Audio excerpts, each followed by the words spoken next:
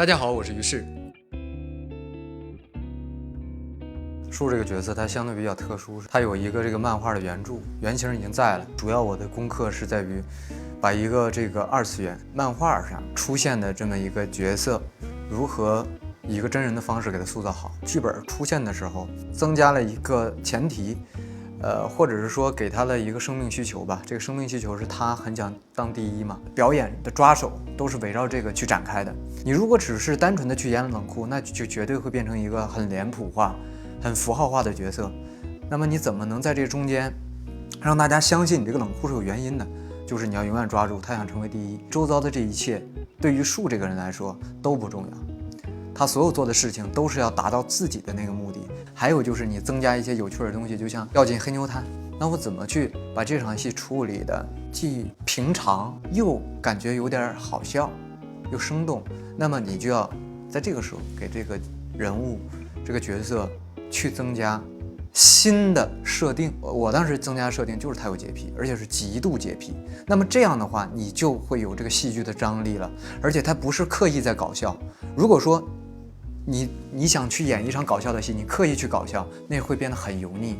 首先他是一个大侠，然后同时他是又一个很爱面子很爱装的人，那这个时候他掉进了这个火油滩里，浑身脏兮兮的时候，那么最好的设定就是他有洁癖了。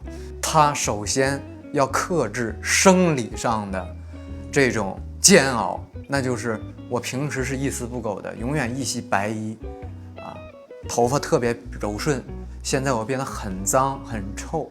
但是他在心理上要强行镇定，让所有人看见，虽然我刚刚出糗了，但是我现在很镇定哦。所以在这个时候就是要非常认真的去演，他在掩饰自己出糗了，根本不是在刻意的搞笑。但是你心里的动机是我有洁癖，你只要特别相信这一点，就表演会更生动，然后而且是很放松的，你不需要去演任何东西。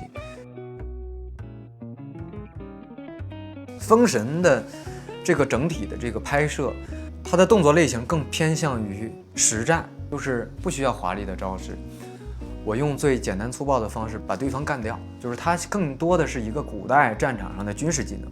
武侠片你把一个动作要做得漂亮，而且也有很多的动作体系。你像现在树加长的这种横刀的这种规制的武器，它的这种动作风格是比较大开大合的。你既要把这种轻盈飘逸给演出来，同时你的每一击又要让观众感觉到你真的能一下把人干死。这个是我觉得是很有意思，而且是需要磨练的。很多训练的时候我会自己拍一些回放，如果每一招都是非常有力量感，它太偏向于实战了。比如说我赤手空拳，我其实更多练的也是自由搏击包括拳击这些，当然也练过武术。那会儿练的比如说八极拳也是这种，就是每一下力量很强。但是树这个角色需要的就是你在整个过程是非常飘逸，每一次给对手最重一击的时候你发出力量，就是他要刚柔并进。树的成长其实从一个看重虚名的人到想要实现自我价值的这么一个过程。比如说我做运动员的时候，哪个运动员不想拿冠军？其实都想拿冠军，但是这个冠军只有一个。如果说你非常用心的训练，非常热爱自己的这个运动项目，一直练下去，哪怕你没有拿到冠军，难道你不是一个好的运动员吗？所以真正我们能掌握的是自己。就像我之前写的那首歌悬停的剑选择垂直，其实就是这个概念，是写在我塑造树之前，但是我觉得完全可以送给树。我中间那段独白就是我们终将会明白，改变潮水的方向并非凡人之力所及，可站在浪潮中的姿态永远由自己抉择。我觉得树一定的成长是这个样子。对于树来说，他曾经就是一个大男孩，他很想要证明自己。其实说白了，他想证明给别人看，就是我想当天下第一，不都是说给别人听的吗？其实一点也不重要。其实只有他自己知道，我要做一些让我自己满意的事情才最重要。所以他最后结尾说的那句话，天下第一根本不重要，我现在要做一件事儿，这件事儿最重要。真正重要的还是你到底能不能找到一个你想做的事儿，你能不能实现自我价值。可能就是你往大了说，它可以拯救天下；往小了说，就是像我刚刚说的，你能实现自我价值，你在做自己认为正义的事情，包括能够守护好你想守护的东西。每个人不一样，你的职业、你的家人、你的朋友，我觉得这些都可以。你只要做到让自己满意，或者是说让你在乎的人满意，我觉得就行了。能活出自我就是侠了。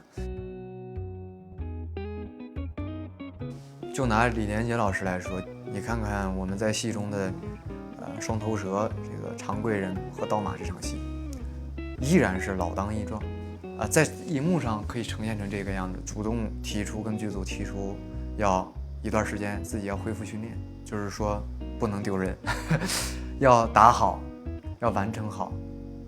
其实这个是我觉得所有人应该学习的，就是你既然做了一个行业，你就要尊重它。我觉得这种态度是很重要的，能够把一个东西做到什么样的位置，跟他的态度是有很大关系的。包括八爷也是，已经80岁了，也依然跟着我们一块熬大夜。因为我们很多夜戏真的就是从太阳落山开始，拍到早上天亮。我们年轻演员看的时候，说实话有点心疼，就这么大年纪了。但是后来一想想，确实人家对于自己这个职业的这种敬畏心，包括热爱，才能让他这么高龄还继续陪着这些年轻人在熬夜，想拍出一部好的武侠作品。我觉得这种精神是值得我们学习的。丰富自己的内在吧，不断的给自己充电，丰富自己的内在的时候，自然而然散发出来的底气和自信，我觉得是最迷人的。心只要沉下来，我觉得一切都能在自己的掌控中。关注 Leon 中文版，悦享人生雅趣。